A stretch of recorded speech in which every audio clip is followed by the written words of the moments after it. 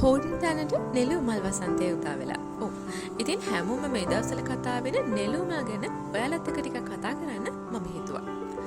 මල් පිපෙන ශාක අතරින් ද්විබීජපත්‍රී ශාකවලට අයිති වෙන මෙම නෙළුම් ශාකය ඇකැන්තේසියේ පවුලට අයිති වෙනවා. ඒ වගේම ස්ට්‍රොබිලන්තස් කුලයට ඇති ශාකයක් වෙන මෙම ශාකයේ විද්‍යාත්මක නාමය ස්ට්‍රොබිලන්තස් පුල්චෙරිමා. අපි කතා වෙන විදිහටම සිංහලෙන් මේ ශාකය හඳුන්වන්නේ නෙළු කියලා. පඳුරු වශයෙන් පැවෙන මෙම ශාකය ලංකාවට ආවේනික ශාකයක් විදිහටයි හඳුන්වාගෙන ඉන්නේ. ඒ වගේම ලංකාවට ආවේනික ශාකයක් වුණත් මෙම ශාකය සඳහා මේ වෙනතෙක් කිසිදු ජාතික සංරක්ෂණ තත්ත්වයක් හෝ නෛතික පසුබිමක් වාර්තා වන්නේ නැහැ.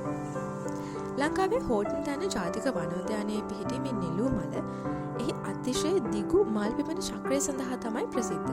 හැමෝම කතා වෙන විදිහට මේ සැරේ මේ මල් පිපිලා තියෙන්නේ අවුරුදු 12කට පස්සේ. මෙන්න මේ චක්‍රය ගැන තමයි මේ කියන්නේ. ඒ අනුව මීට පෙර වාර්තා වන අවසන් සමූහ මල් පිපීම අපිට වාර්තා වෙන්නේ 2013 දී. සාමාන්‍යයෙන් දම්, නිල්, රෝස සහ සුදු වර්ණ වලින් මේ මල් දක්නට ලැබෙනවා. මේ ශාකවල අපිට තවත් දක්නට ලැබෙන විශේෂ ලක්ෂණයක් තමයි ඒකාපනික භාවය. ඒකාපනික එහෙමත් නැත්නම් අපි ඉංග්‍රීසියෙන් කියනවා මොනෝකාපිසම් කියලා. මොනෝකාපිසම් කියන්නේ මේ සමූහ මල් පිපීමෙන් පස්සේ සියලුම මව් ශාක මිය යනවා. මේ මව් ශාක වලින් ඉතිරි වෙන බීජ ඊළඟ මල් පිපෙන චක්‍රය දක්වා නිද්‍රාශීලීව පවතිනවා. ඒ කියන්නේ අවුරුදු 12කට පස්සේ මේ බීජ වලින් හට ගන්නා පැලවල ඇතිවන මල් තමයි අපිට දක්නට ලැබෙන්නේ.